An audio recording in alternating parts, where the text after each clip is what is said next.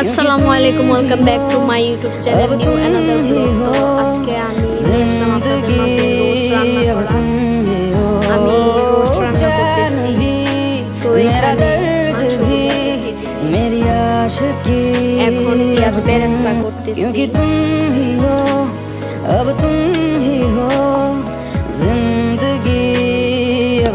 তো এখানে দিয়ে দেবো রোস্ট রান্না।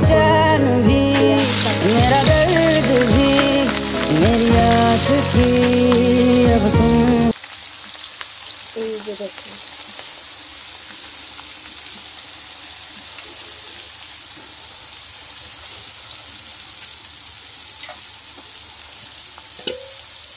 পেঁয়াজ কাঁচামরিচ দিয়ে দিয়েছি।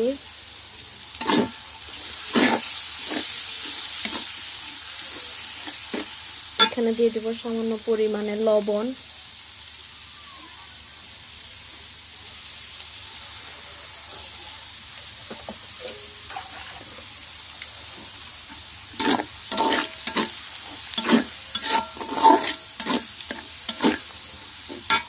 তো এটা ব্রাউন কালার করব, তারপর কি কি মশলা দিয়ে আপনারা দেখতেই থাকুন।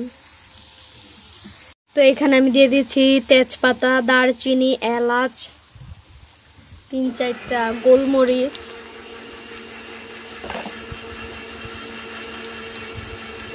দিয়ে দিলাম জিরা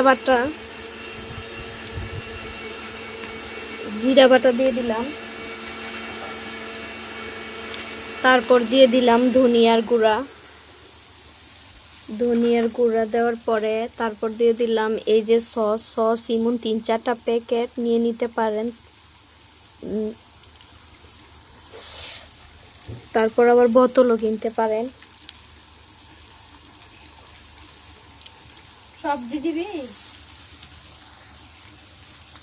এখানে আমি পেঁয়াজ পেস্ট করে দিয়েছি কিছুটা, তো আমি সবগুলো দিয়ে নেড়ে নেব। এখানে পানি দেওয়া যাবে না, পানি দিলে স্বাদটা অন্যরকম হয়ে যাবে। তো এখন আমি রোস্ট মশলা দিয়ে দিব।